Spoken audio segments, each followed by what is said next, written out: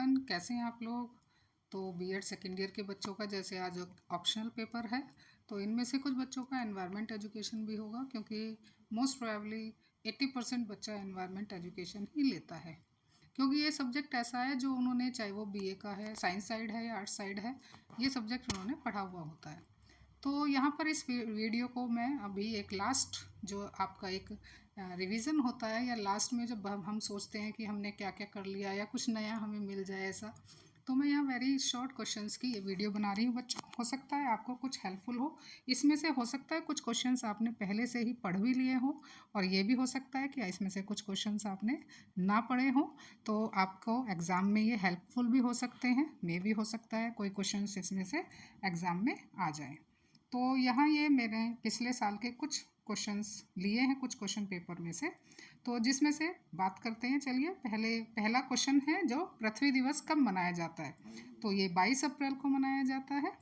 इसके बाद हम बात करते हैं बीओडी का पूरा नाम क्या है। ये बीओडी की फुल फॉर्म कई बार पेपर में पूछी गई है, तो यहाँ पर इसकी जो फुल फॉर्म है वो है बायोकेमिकल ऑक्सीजन डिमांड। तो जो इंग्लिश वाले बच्चे हैं या हिंदी मीडियम वाले बच्चे हैं, आप आंसर इसको इसमें भी दे सकते हैं, इसी को हिंदी में भी लिख सकते हैं, बायोकेमिकल ऑक्सीजन डिमांड। इसके बाद है विश्व जल दिवस किस दिन मनाया जाता है, तो ये 22 मार्च को मनाया जाता है। देन इसके बाद एक इताई रोग किस तत्व के कारण होता है, तो ये जो इताई रोग है ये जनरली कैडमियम के कारण होता है, क्योंकि जब हम माइनिंग वगैरह करते हैं तो उसमें कैडमियम के संपर्क में आने से ये रोग हो जाता है। अब इसके बाद बात करते हैं फाइटोप्लैंक्टन्स, जिनको हम पादप पलवक भी कहते हैं, तो ये किस परिस्थिति तंत्र के सदस्य हैं। तो ये जो पादप पलवक हैं ये ocean and fresh water ecosystem के सदस्य हैं, यानी एक तरह से जो सागर और जो एक फ्रेश वाटर यानी ताज़े पानी के सोर्स होते हैं, ये उनके सदस्य हैं। अब ये क्वेश्चन आपने बहुत पहले भी पढ़ा होगा कि ताजमहल जो है आज का क्या है, उसका कलर जो है वो येलो होता जा रहा है। तो ये जो ताजमहल का कलर है येलो, ये मुख्यतः किस गैस के कारण हो रहा है, तो ये बच्चों SO2 के कारण है। अब बात करते हैं, हमने सेंचुरीज और ये आपने पढ़े होंगे, पर्यावरण, राष्ट्रीय उद्यान और राष्ट्रीय पक्षी के।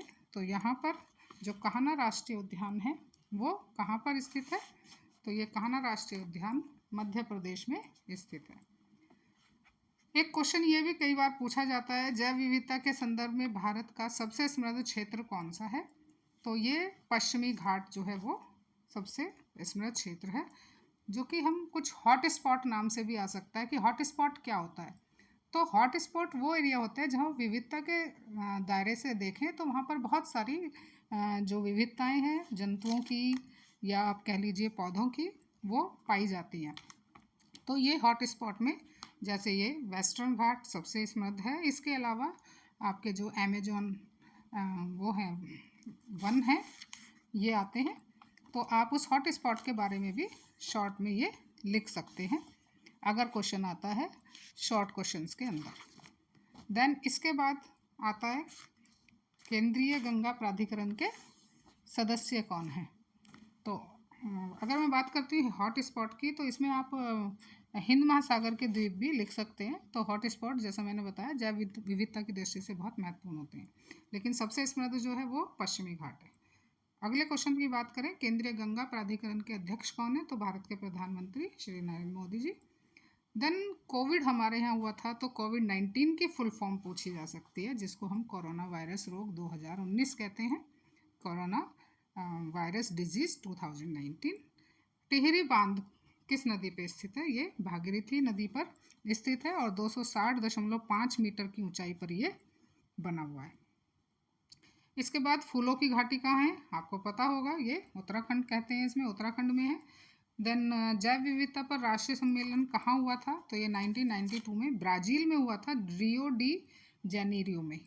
यानी अगर आपको इसका पूरा नाम भी याद ना रहे, रियो डी जेनेरियो अगर याद नहीं रहता है तो आप ब्राज़ील भी लिख सकते हैं, और अगर ऑप्शन में आता है तो रियो डी जेनेरियो अगर लिखा हुआ है तो वही आपको लिखना पड़ेगा।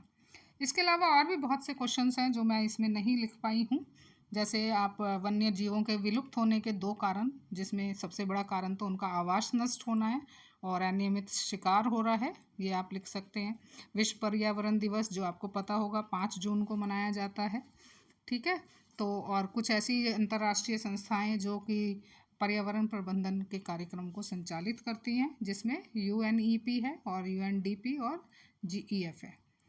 अगर आप शॉर्ट नोट्स की बात करें तो मैं आपको सजेस्ट करूंगी कि आप लास्ट मोमेंट पे थोड़ा सा पढ़ के चले जाएं इन्हें।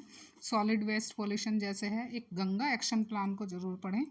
दूसरा, ये role of media in environmental education, ये आपको ज़रूर पढ़ना चाहिए, और रेन वाटर हार्वेस्टिंग भी पढ़ना चाहिए। तो बच्चों, आई थिंक ये आपको वीडियो इन्फॉर्मेटिव लगी होगी, ये आपको एग्ज़ाम में हेल्प कर सकती है। और अगर आपको वीडियो अच्छी लगी हो तो लाइक करें, शेयर करें और पढ़ें ज़रूर, ताकि आपका अगर इसमें से 2-4 क्वेश्चंस भी आपके उसमें आ जाते हैं तो ये आपकी परसेंटेज बढ़ाने में हेल्प करेंगे। तो चैनल पर नए हैं तो चैनल को सब्सक्राइब भी करें और वीडियो को लाइक और शेयर करें।